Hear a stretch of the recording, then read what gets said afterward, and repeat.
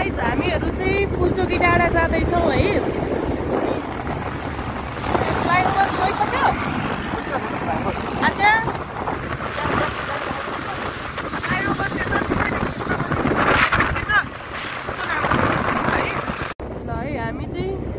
गोदावरीनिर आइपुग्यौँ।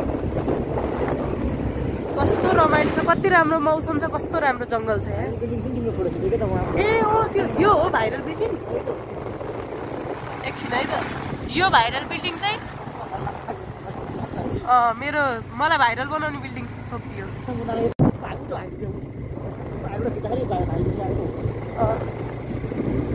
उयो डाँडापट्टि चाहिँ हाम्रो घर छ अरे, घर बनाउनु मिल्ने जग्गा छ। फुलचोकीको जङ्गलतिर लाग्यौँ है, डाँडातिर कति ठुलो ठुलो जङ्गल आमा रुखामा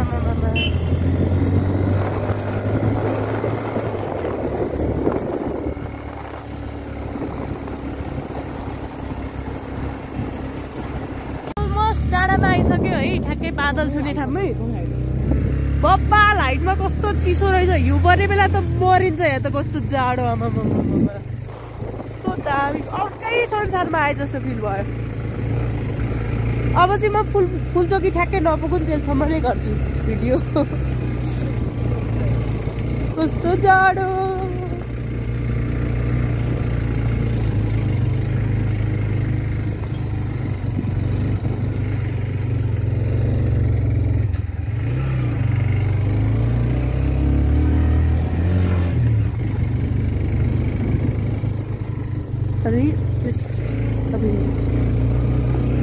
कस्तो अचम्मको रुखहरू आमै,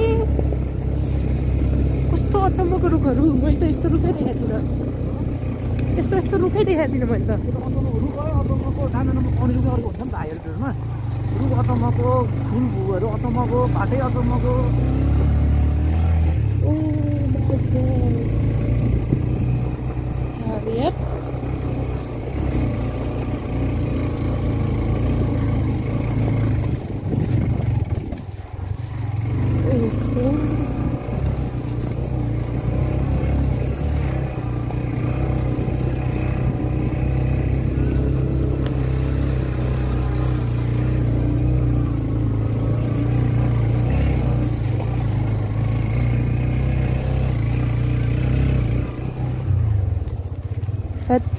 ओर्लिनु पर्छ, यहीँ बस्यो हामी। ल हामी चाहिँ फुलचोकी डाँडा पुगेर झर्नै आइसक्यौँ। एकछिन बोल्छु ल, योभन्दा 2 टर्नी माथि हो। दुईजना केटाहरू रहेछन्, कपाल काट्न बसेका। उनीहरूसँग सिजन पनि छ, उनीहरूसँग कपाल काट्ने काहीँ हो सबै राखेर, अनि कपालमा काट्दाखेरि लगाउने बाहिरको त कपडा, त्यो कपडा पनि बेरेर कपाल काट्ने ठिक्क परेको थियो। मेसिन पनि थियो सानो। मैले अलिकति नबुझेको कुरा मलाई चाहिँ एकदमै आश्चर्यजनक लाग्यो है। हुन्छ नि कपाल काट्नकै लागि मान्छे त अब सैलुन खोजी जान्छन् यताउति, अब आफ्नो मनपर्ने अब हेयर सलुनहरू खोजेर हिँड्छन्, त्यो हुन्छ नि त। तर उनीहरूले ठिक छ कपाल आफैले काटे त घरमा काट्न सक्थ्यो होला नि होइन। अनि फुलचोकीको डाँडाको लगभग 70% माथि 80% माथि हाइटमा आएर डाँडामा आएर त्यहाँ फेरि डाँडाको पनि एउटा यसो बस्ने ठाउँ जस्तो टुप्पोमा बसेर अनि एउटाले कपाल थापिरहेको छ, अर्कोले काटिरहेको छ। त्यो पनि भिड छ पुरै, भिडमा। अनि कस्तो इच्छा, कस्तो आकाङ्क्षा, मान्छे कस्तो चाहना हुन्छ नि, अचम्म लाग्छ। कपाल काट्न जस्तो एउटा सोक होला मान्छेको होइन। यसलाई त अब हामी नहाँसौँ होइन, मान्छेको विभिन्न खाले सोकहरू हुन्छन्, उसको त एउटा सोक इच्छा होला। तर कस्तो इच्छा भन्नु चाहिँ अचम्म चाहिँ लाग्यो मलाई। तर जे भने हाँस्न त पाइहाल्यो नि, उसको सोख हामीलाई पो हाँसो लाग्यो त। कतिपय सोख नि उनीहरूलाई हाँसो लाग्ला कुनै त्यस्तो पनि भन्नु हुँदैन। कतिपय हाम्रो भिडियो हेर्ने मान्छेको पनि सोख त्यस्तै हुनसक्छ। अब एउटा सोक, अब तिमी यसमा त्यो अन्याय नसोच। अस्ति नै एउटा मान्छे के सोक भन्छ, उसको चाहिँ बाहिर घुम्न जाँदाखेरि त्यो हाइटमा गएर सुसु गर्ने सोक हो क्या हुन्छ नि। अहिले जुन कपाल काट्यो भने त्यो डाँडा तल त्यो आवाज त्यसै सोकवाला मान्छेहरूले यो भिडियो हेऱ्यो भने होइन, अनि उनीहरूलाई चाहिँ किन हाँसेको होला? त्यस्तो सोख त हाम्रो पनि थियो, तर माथि मन्दिर थियो होइन, किन हाँसेको होला यताउति भन्ने हुन्छ नि त मान्छेलाई, बुझेन? त्यही भएर चाहिँ सोक धेरै प्रकारका हुन्छ सबै ठिक छ आफ्नो अनुसारलाई सबै पाउँछन् तर अचम्म चाहिँ लाग्यो मलाई त्यो चाहिँ मलाई नभनी बस्नु जस्तो लागेन यो भिडियो अन्त मैले गर भनेको थिएँ तर त्यो टाइममा भिडियो अन हुन सकेन हामी यहाँ चाहिँ बसेको नि फेरि यहाँ केटाकेटी बसेको यहाँ चाहिँ डेन्जर छ फोटो खिच्नु मिल्दैन भनेको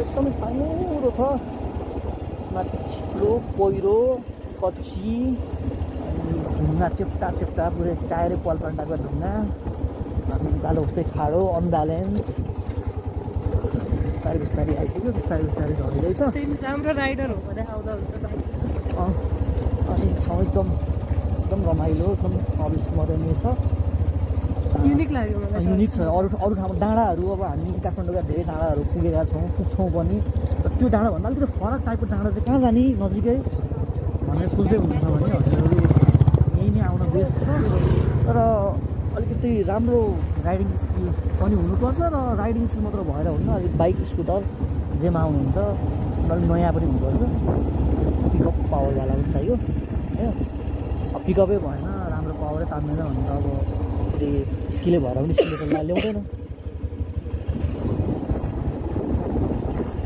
एकदम चिसो छ अहिले त ठिकै चिसो त्यस्तो बढी चिसो त होइन अब 15 दिन 1 महिनापछि चाहिँ यहाँ पनि दुम्से आउन गाह्रो हुन्छ भन्न खोजेको गएर परे पनि शीत पऱ्यो बिहान बेलुका शीत परे जस्तो पुरै हिँड्ने जस्तो हुन्छ यहाँ दिउँसो पनि आउँदाखेरि चाहिँ एकदमै बाक्लो लुगा लगाएर आउनुपर्ने हुन्छ अनि एकदमै हाइटमा छ हामीले नर्मली टेक्निक डाँडाहरू भिडियो अफ गर्छु सरी भिडियो होइन लाइट अफ गर्छु हामीले नर्मल्ली देखिने डाँडाहरू चाहिँ एकदमै सानो देखिन्छ त्यो घर बिल्डिङहरू त प्लेनबाट हजुरले हेरेर जस्तो देखिन्छ अनि स्पेसल्ली यहाँ बाइक गाडीमा भन्दा पनि बढी चाहिँ मान्छेहरू ट्रेकिङ त्यसरी हिँडेर आउँदो रहेछ अब त्यो चाहिँ बाटो अलिक सर्टकट पनि रहेछ गोदावरीबाट 13 किलोमिटर जस्तो रहेछ यो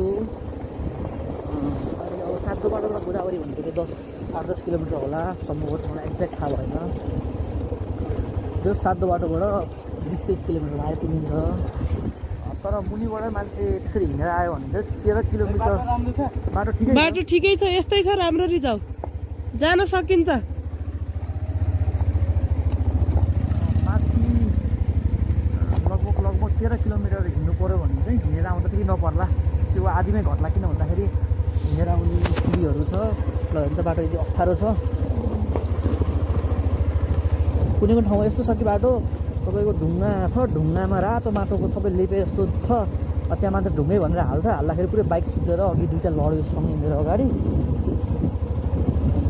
यस्तै हुन्छ बिस्तारै बिस्तारै सुखको यात्रा यस्तै हो अब हिँड्ने मान्छे नै लड्छ नहिँड्ने मान्छे त लड्दैन होइन हिँड्छ लड्ने हो उसले थकाउने हो उसले भोग्ने हो भना बसेर हेरेर त केही पनि भोगिँदैन के बाटो देखाएको त फुड्किलो हो यताबाट हाइकिङ गर्ने बाटो पनि छ